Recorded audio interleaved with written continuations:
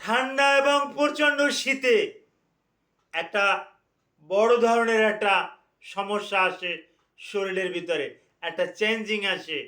এটা ছোটদেরও হতে পারে, শিশুদেরও হতে পারে, অ্যাডাল্টদেরও হতে পারে। আমরা বলে থাকি ইনফ্যান্ট, চাইল্ড, অ্যাডাল্ট, এদের এই রোগটা হয়ে থাকে। রোগটাকে বলি আমরা ব্রোঙ্কাইটিস। আর হোয়াট ইজ ব্রোঙ্কাইটিস? চিকিৎসা বিজ্ঞানের ভাষায় inflammation of bronchus, inflammatory of bronchus, we called it bronchitis. অর্থাৎ ব্রোঙ্কাসের ইনফেকশনকে ব্রোঙ্কাইটিস বলা হয়। এটা ব্যাকটেরিয়া দিয়ে হতে পারে, ভাইরাস দিয়ে হতে পারে, এটা প্যারাসাইট দিয়ে হতে পারে, এটা ফাঙ্গাস দিয়ে হতে পারে। ব্রোঙ্কাইটিসের উপরে গুরুত্বপূর্ণ কিছু আলোচনা করব।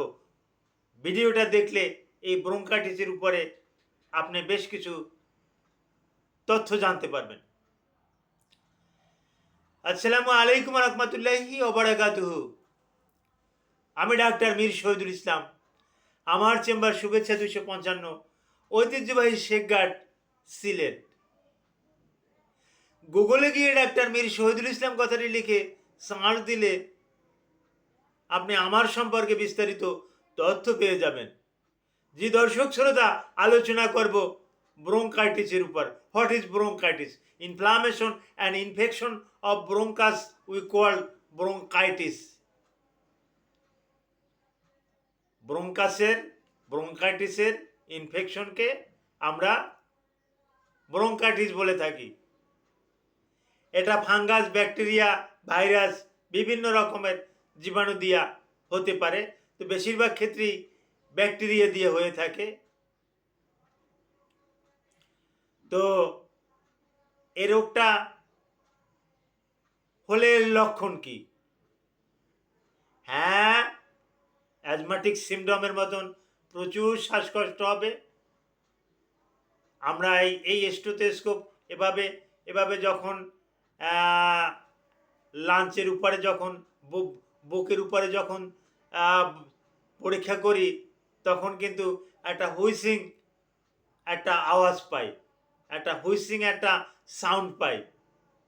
এই ব্রোঙ্কাইটিসে একটা হুইসিং আসে, একটা বাঁশির শব্দের মতন শব্দ আসে, গ্যাঙর গ্যাঙর একটা শব্দ পাই আমরা। সাথে জ্বর থাকবে, কাশি থাকবে, কাশির সাথে কফ আসতে পারে, কারো কারো ক্ষেত্রে শুকনো কাশি থাকতে পারে, অনাবরত কাশি, কাশি আর থামছে না। কাশির সাথে কারো কারো রক্ত আসতে পারে, কাশতে কাশতে সমস্ত শরীর ব্যথা হয়ে যেতে পারে, তারপরেও কাশ কমছে না। এখন কি কারণে এটা হয়ে থাকে?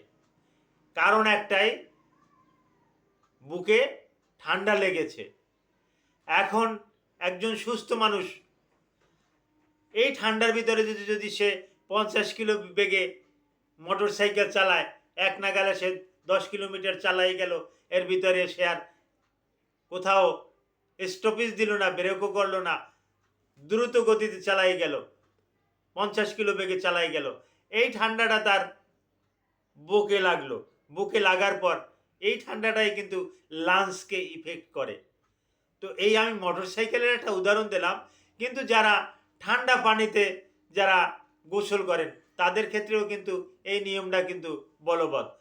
যারা শীতের ভিতরে ঠান্ডা পানিতে গোসল করেন তাদের ক্ষেত্রে কিন্তু এটা হয়ে থাকে।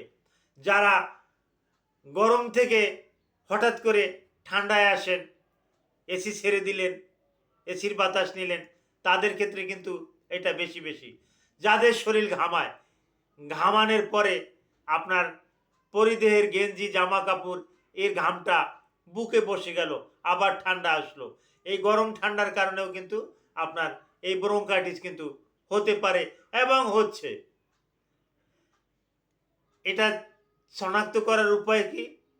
হ্যাঁ, আমরা যদি CXR এক্স রের যদি ফিল্মটা দেখি তাহলে আমরা বুঝতে পারি, ফিল্মটা দেখি বা কোনো রেডিওলজিস্ট লিখে দেবে, কমেন্টসে লিখে দেবে ব্রঙ্কাইটিস, আর কোনো বুঝতে আর কোনো আপনারও আর কোনো সমস্যা রইল না।